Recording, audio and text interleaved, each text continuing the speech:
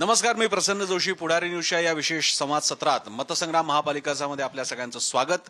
सगळ्यांच्या मुलाखती घ्यायच्यात, पण वेळ कुठे? प्रत्येक नेत्याला पळायचं आहे, कारण प्रचार सभा घ्यायच्यात, नाका सभा घ्यायच्यात आणि वेळ कमी. ही तर मुंबई महापालिका. आणि म्हणून जेव्हा आम्ही अमित ठाकरेंकडे आलो, राज ठाकरेंच्या घरी आलो, अमित ठाकरेंकडे आलो, तेव्हा ते म्हणाले की आपण पटकन बोलूयात. मग त्यांनी काय आयडिया सुचवली? ते म्हणाले, बघा, वॉक द टॉक असतं, सिटिंग अँड टॉकिंग असतं, पण आज आपण टॉक ऑन व्हील करूया. म्हणजे काय, गाडीत बसून गप्पा मारूयात. तर त्यासाठी अमित ठाकरे, अमित, धन्यवाद वेळ दिल्याबद्दल. खूप खूप धन्यवाद. वेगळा प्रयोग मी करणार आहे. मी कधी गाडीमध्ये, मी हेलिकॉप्टरमध्ये सुद्धा शरद पवारांबरोबर बसलो आणि गप्पा मारलेल्या आहेत.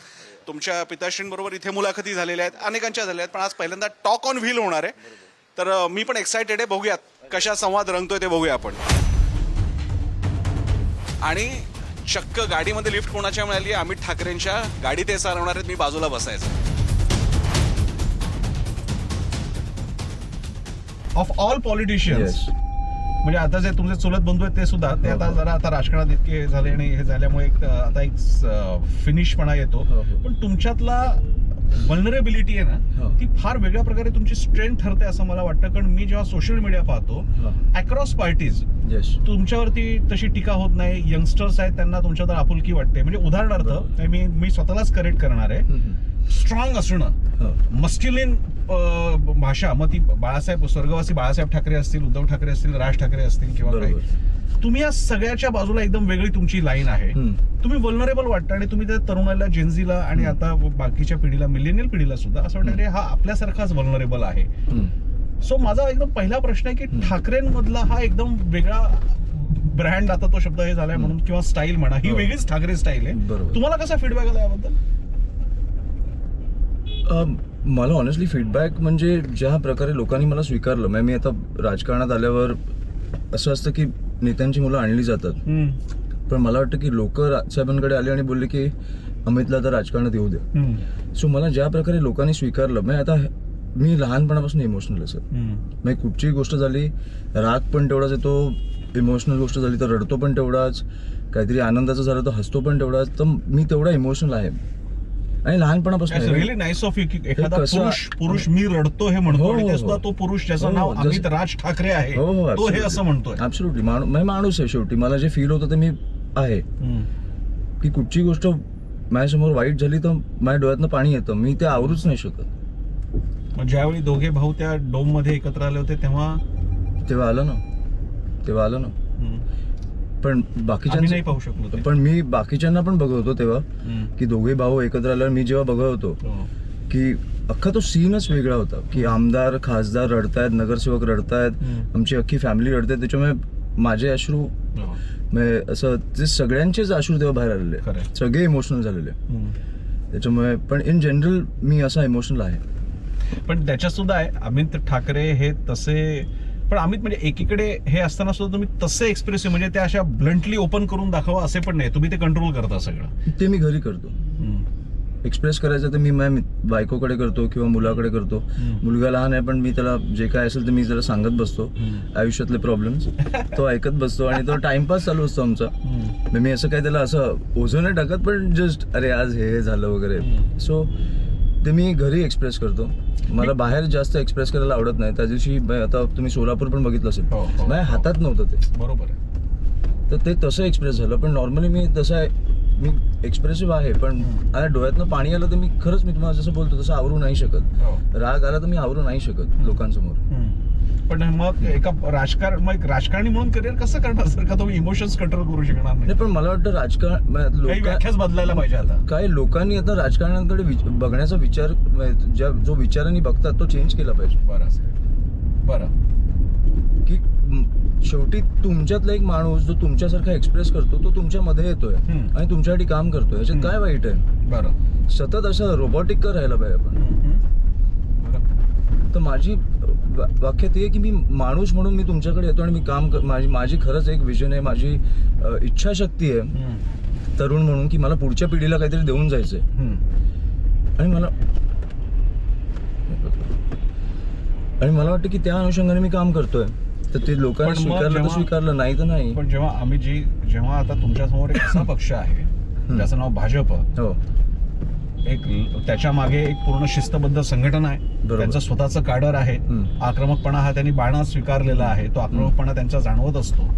अशा पक्षासमोर अशी वल्नरेबिलिटी, अशी भावनात्मकता आणि म्हणजे जो ठाकरेंचा युएसपी राहिला त्याच्या पलीकडचा एकदम हे तुम्ही कसं फेस करणार अपार्ट फ्रॉम युती? आणि मी असं राजकारण नाही करू शकत.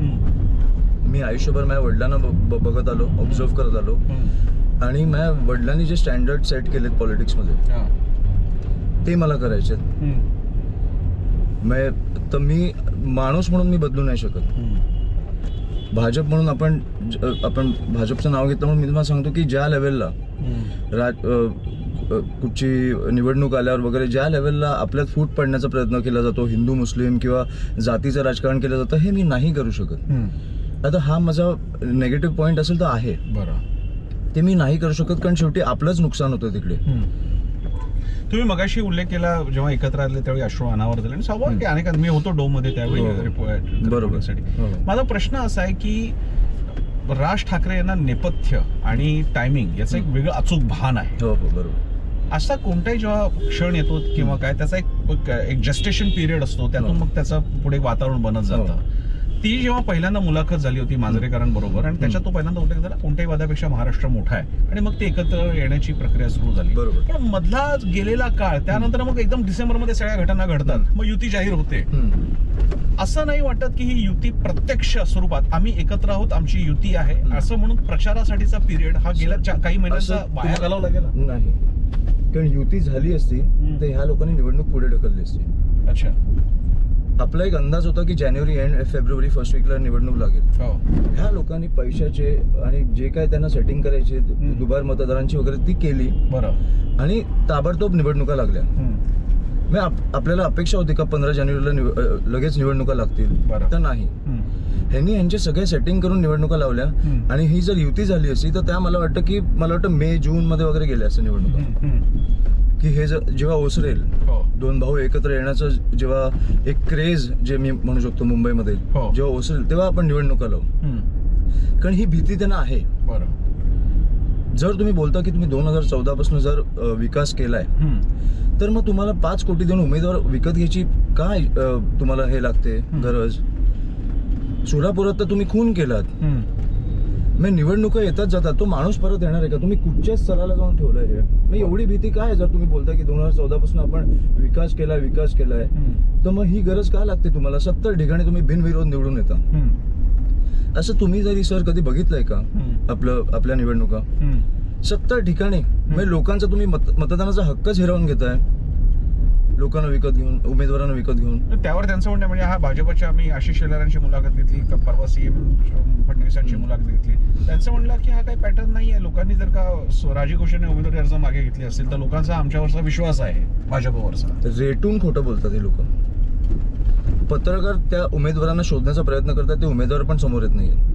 या उमेदवारांपैकी अनेक तर शिवसेना उद्धव बाळासाहेब ठाकरे पक्षाचे पण आहेत, मग त्यांना कोणी दबाव आणला होता किंवा दबाव नाही हो. तुम्ही आता काही लोकांना तुम्ही असे आमिष दिले तर आता तर राजकारणात निष्ठा ही कुठे उरली एवढी?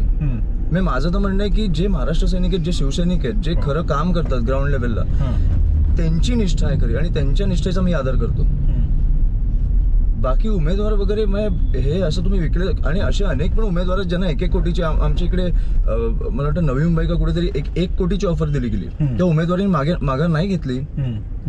असे पण उमेदवार आहेत आपल्याकडे की ज्यांना खरंच लोकांसाठी काम करायचंय. बरं. आता भाजप म्हणजे देवेंद्र फडणवीस सुद्धा म्हणत होते की मी कोणी टीका केली तर टीका करेन, अन्यथा माझा अजेंडा असेल विकास. आणि आज भाजपचे सगळेच नेते विकास हा मुद्दा म्हणतात. आमच्याकडे लोक आलेत विकासासाठी, आम्हाला काय करायचं? विकास करायचा. म्हणजे काय?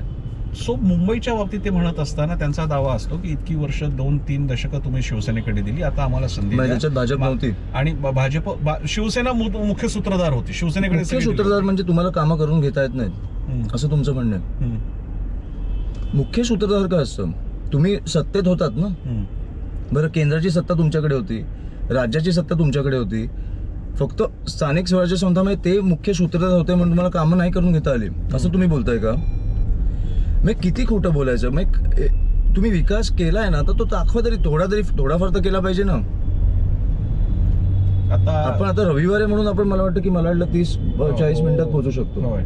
आता तुम्हाला परिस्थिती माहिती आहे प्रेक्षकाला रस्त्याची. गाडीचा सभोवताल नाही लक्षात येणार, पण आता आम्ही माहीम कॉजवेवरनं पुढे बांद्राच्या दिशेने चाललेलो आहोत आणि पुढे मालाडला जायचंय. आता आम्ही ठाकरे म्हणाले ते खरं आहे की रविवार असल्यामुळे तुलनेनं कमी तुलनेने. ट्रॅफिक आहेच थोडंसं, तुलनेने सॉरी. पण का हो, इतक्या वर्षानंतर सुद्धा अजून हेच प्रश्न काय आहेत मुंबईचे? इच्छाशक्ती नाहीये सर. म्हणजे तुम्ही आम्हाला नाशिकमध्ये जेव्हा सत्ता दिली 2012 मध्ये, 5 वर्षात आम्ही जी कामं केली हे तुमच्या डोळ्यांसमोर होती. फक्त आम्हाला ते ऍडव्हर्टाईज नाही करता आलं की तुम्हाला 500 किलोमीटरचे रस्ते दिले, जी रस्ता हे तुम्हाला मिळालंच पाहिजे आणि सहज शक्य आहे. ज्याच्यावर मला वाटतं की दर पावसाळ्यात जसं आपण प्रत्येक शहरांमध्ये फोन करून सांगतो की पावसाळ्यात खड्ड्यांचे फोटो पाठवा, नाशिकमधले पत्रकार नाही पाठवू शकले. भ्रष्टाचाराचा शून्य आरोप झाले. 30 वर्षाचा पाण्याचा प्रश्न आपण सोडवला ते मुखडे धरण आणून. त्याच्यामुळे आपण ह्या गोष्टी आपण बघणार नाही होत का? ते सोडून आपण वचननामा सोडून पण अनेक गोष्टी केल्या, बोटॅनिकल गार्डन सारखं. आणि मला वाटतं CSR फंडाने केल्या. रतन टाटा साहेब असतील किंवा असे मोठमोठे लोक आपण नाशिकमध्ये आणले. मी तुमचा जो मॅनिफेस्टो जाहीरनामा तुम्ही आणि आदित्य ठाकरे यांनी जाहीर केला, समोर आणला शिवसेना भवनामध्ये, तुम्ही मुद्दे पाहिले बरोबर आणि चांगले. त्याच्यात कॅन्सर हॉस्पिटलचा आहे, ज्याला तुमचा एक पर्सनल त्याला रेफरन्स सुद्धा आहे.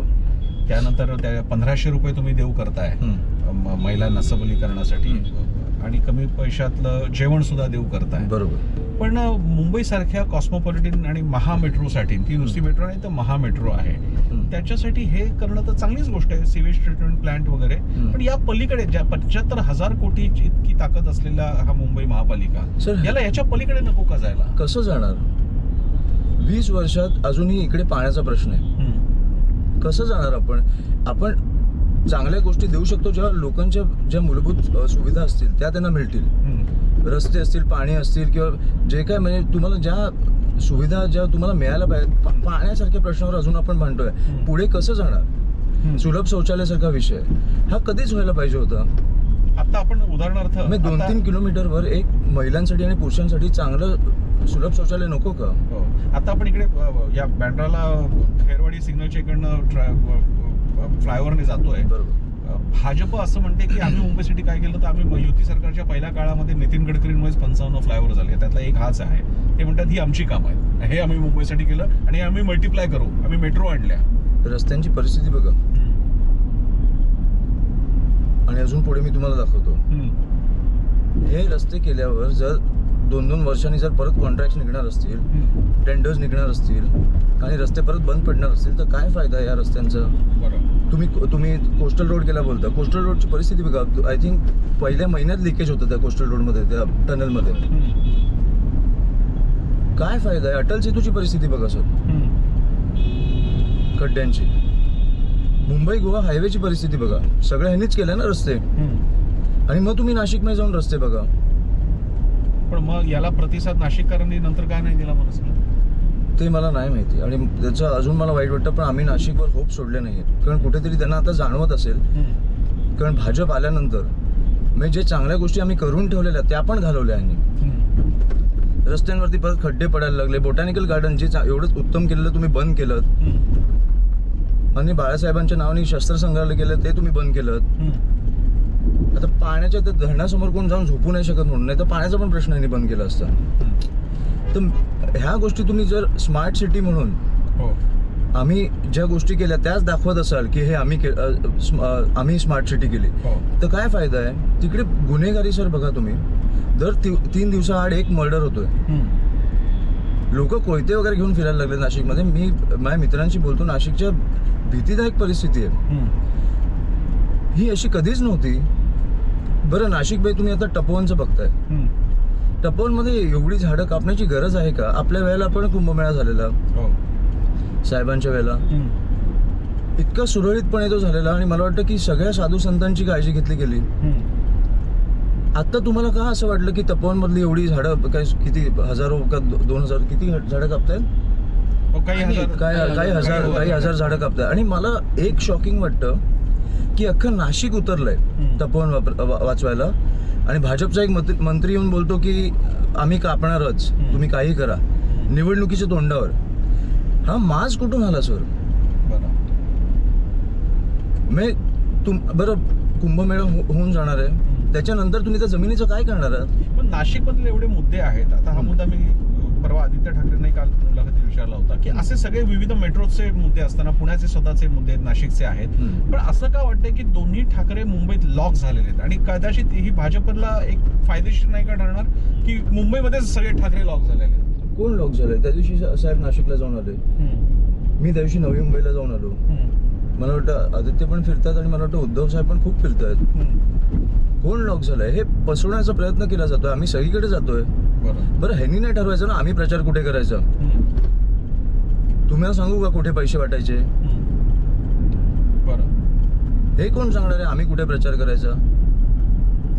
सगळे शहरं आमच्यासाठी महत्वाची आहेत, पण मुंबईला ज्या पद्धतीने तुम्ही वेगळं करण्याचा डाव आहे महाराष्ट्रापासून. आता कोणतरी एक येऊन गेला भाजपचा, जो बोलला मुंबई महाराष्ट्राची नाही आहे. तो अण्णा मला मुंबई बॉम्बे म्हणाला. बॉम्बे नॅशनल शहर आहे. ती हिंमत कुठून येते यांच्यात? तो कृपाशंकर सिंग त्या दिवशी बोलले इकडे परप्रांतीय महापौर बसणार. म्हणजे तुम्हाला काय करायचं बेसिकली सर? भाषेचा, आपल्या मराठी भाषेचा किंवा महाराष्ट्रात आपल्या भाषेचा रिस्पेक्ट नको का? आदर नको का? जर का मनसे एवढं सगळं करतायत, आंदोलन करतायत, सगळं करतायत, तर मग प्रतिसाद मिळायला नेमकी काय अडचण आहे? मग या मराठी माणसांना या मनसेला इतक्या वर्षात प्रतिसाद का नाही दिला? त्याबद्दल मनात एक असं मराठी माणसाकडे तक्रार करावीशी वाटते. आपलं जे म्हणतात आपल्याच माणसाकडे आपण तक्रार करतो. नाही, तक्रार नाही करावीशी वाटत. मला वाटतं की आता मला रिक्वेस्ट करावीशी वाटतं की कुठेतरी जागे व्हा, कुठेतरी पेटून उठा. हे आपल्या उरावर उठलेत. कुठेतरी आता मतदानाचा हक्क पण हे हिरावून घेत. हे म्हणजे भाजप का? भाजप सत्ताधारी. मतदान आपण ज्यांना करतो तो विचार करून करा. भाजप, फक्त भाजप हेच सगळं वाढवतंय. नाही तर सत्ता असताना तुम्हाला, मी तुम्हाला सांगतो, मला वाटतं राजसाहेब मुख्यमंत्री झाले तर तुम्हाला 5 वर्षात असा महाराष्ट्र बघायला मिळेल जो तुम्ही अपेक्षेच्या बाहेर असेल. तुमच्या जगाला हेवा वाटेल, जगाला हेवा वाटेल. हे 5 वर्षात दिसेल तुम्हाला. जसं नाशिक करून दाखवलं आणि सहज शक्य आहे की तुम्ही त्या कॉन्ट्रॅक्टर्सना तुम्ही विकले गेलात की तो त्यांच्याकडनं पैसे घेत बसलात तर हे टेंडर्स निघणारच आहेत. 2-2 वर्षांनी रस्त्याची कामं निघणारच आहेत. मी पत्रकार असल्यामुळे मला रियालिटी सगळ्या डोळ्यासमोर दिसते. बरोबर. मुख्यमंत्री व्हायचं असेल तर मला किमान 120-130 प्लस आमदार पाहिजेत. भाजपकडे तर एवढे असून सुद्धा त्यांना दुसऱ्या पक्षाची मदत घ्यावी लागते. बरोबर. त्या बाबतीत अजून आपल्या पक्षाला मोठा पल्ला गाठायचा आहे. पल्ला गाठायचा आहे. पण मी म्हणून बोलतो ना, अशा वेळी मुख्यमंत्री झाला तर म्हणजे बाळासाहेब स्वर्गवासी बाळासाहेब ठाकरेंची अनेकदा म्हणायचे माझ्या हातात 1 दिवसासाठी देश द्या, पाकिस्तानचा प्रश्न मिटवतो. ऐकायला छान वाटायचं, पण आपल्याला कल्पना रियालिटी जशा नाहीये. नाही, पण रियालिटीज आम्ही करून दाखवल्यात म्हणून मी तुम्हाला सांगतो. आता मी पण या गोष्टींमध्ये एका दिवसात दिलं तर काही होऊ शकतं असं मी ह्याच्यात मानत नाही. तर तुम्ही आता एका मुलाखतीत म्हटलं की सत्ता आली तर आम्ही परप्रांत्यांचे लोंढे बंद करू, रेल्वे बंद करू, उभी देऊच देणार नाही. येऊन देणार नाही. अधिकृतपणे येऊन देणार नाही. तुम्ही आल्यावर प्रत्येक राज्यातनं एक माणूस दुसऱ्या राज्यात गेल्यावर तुम्हाला तिकडे पोलीस स्टेशनला जायला लागतं. हे मला वाटतं त्यांना माहित नव्हतं, समोरच्यांना. आय थिंक तुम्हाला तरी माहित असेल की पोलीस स्टेशनला जायला लागतं. तुम्हाला तुमचं नाव नोंदवायला लागतं. तुम्ही का आलात, किती दिवस आलात, कुठे राहणार आहात. ह्याला आपण कायदा सुव्यवस्था बोलतोय. बरं. हे आम्ही करणार अधिकृतपणे. या जे लोंढे दिवसेंदिवस हजारांच्या संख्येने येत आहेत, कुठे जात आहेत, कुठे राहत आहेत, आपल्याला काही माहित नाहीये. मग अधिकृतपणे आले तर मला वाटतं की एका शहराची कपॅसिटी असते ना की किती आपण लोक सांभाळून घेऊ शकतो. ती कपॅसिटी आपण ओलांडली तर मला वाटतं कुठची सिस्टम कोलॅप्स होणार. आम्ही हे बोलतोय.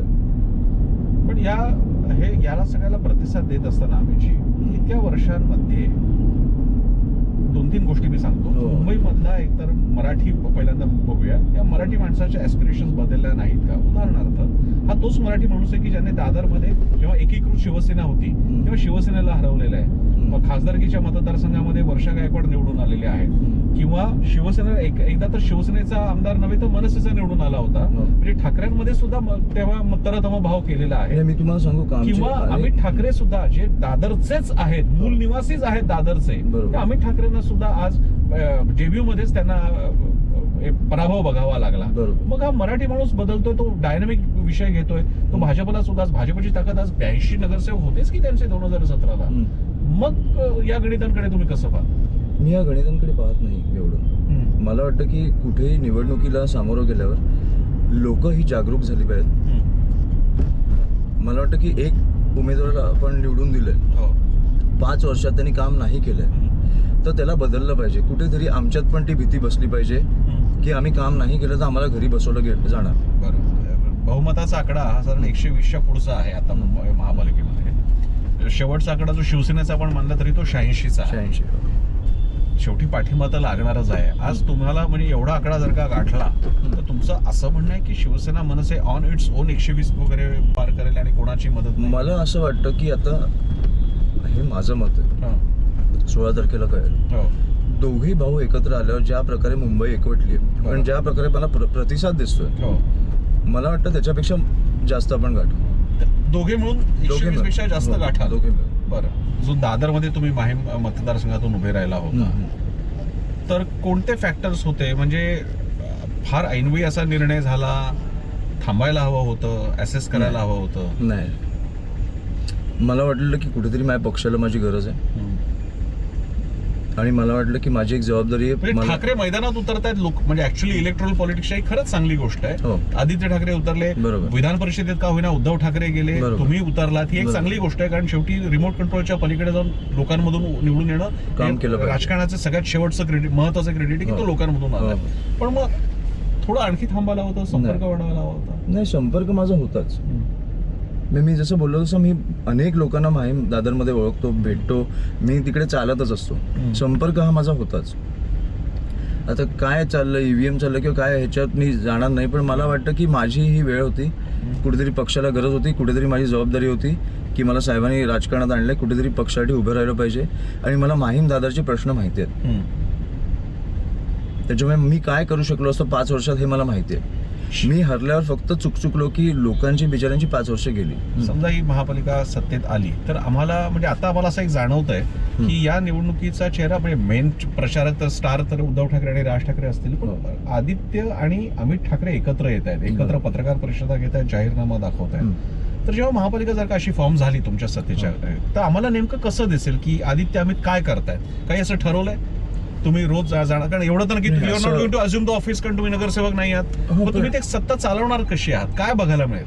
नाही, एवढं आता मला माहित नाही. फ्युचरचं मी विचार केला की आम्ही दोघं सारखे एकत्र कधी बघायला मिळू. आम्ही आता स्पॉन्टेनियसली प्लॅन करतोय, जो प्लॅन होतोय की एकत्र मुलाखत देऊ. आता आमचं 13 तारखेचं ठरतंय की एकत्र प्रचार करायचा आहे, प्रचार रॅली. त्याच्यामुळे हे मी 5-5 दिवसाआधी, 4-4 दिवसाआधी सांगू शकतो, दोघांची वेळ बघून.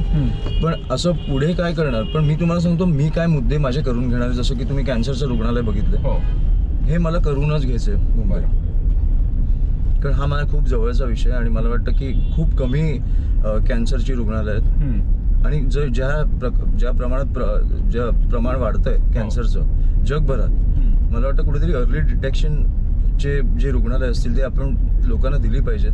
कारण त्याच्याने काय फरक पडू शकतो, कसा जीव वाचू शकतो हे मला माहिती आहे.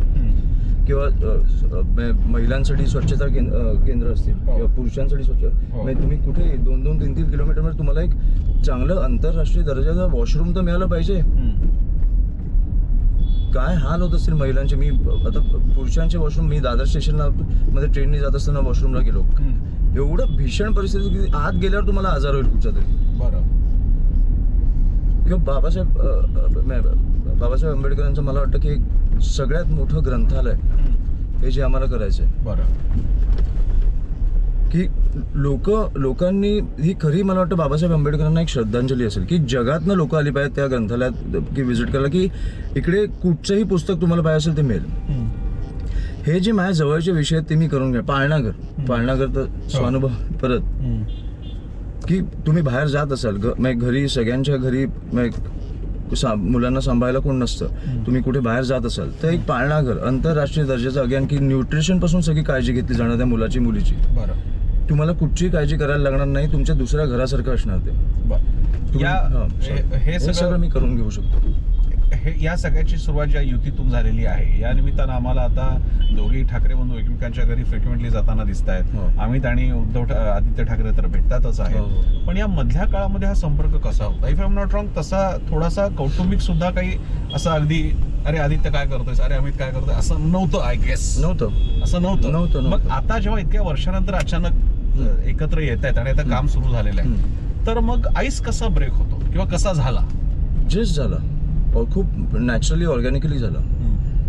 की मी 20 वर्ष मागे गेलो. आता मी जे 20 वर्षात आम्ही एकमेकांवर पॉलिटिकल टीका केली वगैरे, मी जे बोललो किंवा तो जे बोलला किंवा राजसाहेब आणि उद्धवसाहेब जे बोलले असेल, हे सगळं आम्ही मराठी माणसासाठी, मराठी भाषेसाठी आम्ही विसरलो.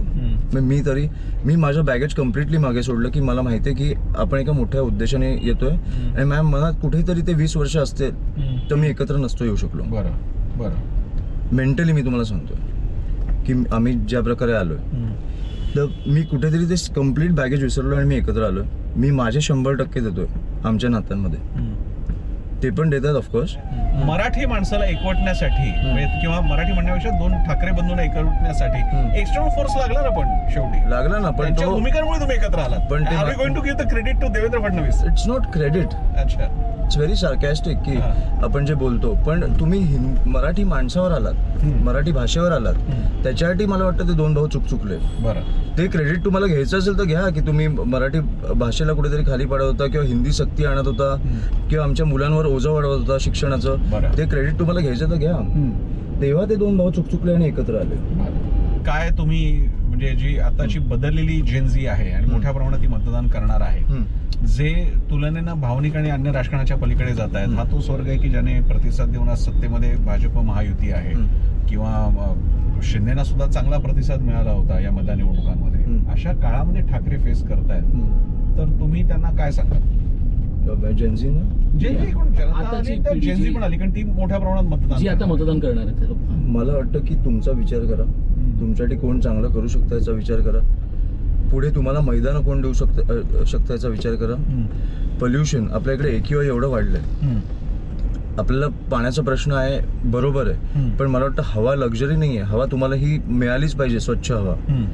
आणि आपण ही हवा आपल्या आत घेऊन आपल्याला काय काय आजार होऊ शकतात ना, हे मला वाटतं जेनझीला माहिती आहे आपल्यापेक्षा जास्त. हार्ट अटॅक पासून, कॅन्सर पासून, मला तर ॲस्थमा आहेच, पण ह्या गोष्टी होऊ शकतात. त्याच्यामुळे तुमचं शहर कोण सुधरवू शकतं ना, ह्याचा विचार करा. अमितजी, आपण आशा करूया की तुम्ही जो मुद्दा मांडलेला आहे मुंबईच्या विकासासाठी, तो तसा प्रत्यक्षात येईल. शेवटी तुम्हा सगळ्यांना नाही, पण मी तुम्हाला हा शब्द देतो की पुढच्या 5 वर्षात हे शहर 2 भावांच्या हातात आल्यावर किंवा हे राज्य 2 भावांच्या हातात आल्यावर तुम्हाला बदललेलं दिसेल. हा मी तुम्हाला शब्द देतो. त्याच्यानंतर 5 वर्षांनी तुम्ही मला पकडा आणि विचारा. जसं ते म्हणतात की who is the best and who is deserving should be the winner, तशा प्रकारे तो विजेता आम्हाला बघायला मिळेल. नक्कीच. पण या निमित्तानं एक घुसळण झाली, या निमित्तानं हा लोकशाहीचा महाकुंभ बघायला मिळतोय. मुंबईकरांमध्ये मुद्दे चर्चिले जात आहेत. 2 देणं 2 घेणं हेच राजकारण असतं, त्यानुसार बघायला मिळतंय. पण शेवटी मुंबईच्या कल्याणासाठी आपण सगळेच पक्ष काम कराल आणि या निमित्तानं तुमची ठाकरेंची पुढची पिढी आता मुंबई शहराच्या महापालिका आता बऱ्याच वर्षांनी प्रत्यक्षात अस्तित्वात येणार आहे, आम्हाला बघायला मिळेल. त्यामुळे आम्ही ठाकरेंची तुम्हाला शुभेच्छा, तुमच्या पक्षालाही शुभेच्छा. आणि पुढारी न्यूजला हा जो एक आमचा वेगळाच कार्यक्रम झाला, talk on wheel, me walk the talk पण केलेला आहे, पण टॉक ऑन व्हील झाला, आमचा श्रेयस करतो. पण यावेळी pleasure is all mine. Thank you sir. तर मी त्यासाठी शुभेच्छा आणि धन्यवाद, खूप खूप धन्यवाद. पुढारी न्यूजच्या या आमच्या विशेष संवाद सत्रात मतसंग्राम महापालिकांमध्ये आज आपल्यासोबत होते अमित ठाकरे, राज ठाकरेंचे चिरंजीव, पण त्याही पेक्षा महाराष्ट्र नवनिर्माण सेनेचे प्रमुख नेते आणि या युतीचे, म्हणजे त्याला आता युतीच म्हणावं लागेल, महायुती वेगळी आहे पण शिवसेना मनसे युतीतला एक प्रमुख चेहरा, ते आपल्यासोबत होते. त्यांचे आभार मानून इथेच थांबूयात. पाहत राहा पुढारी न्यूज.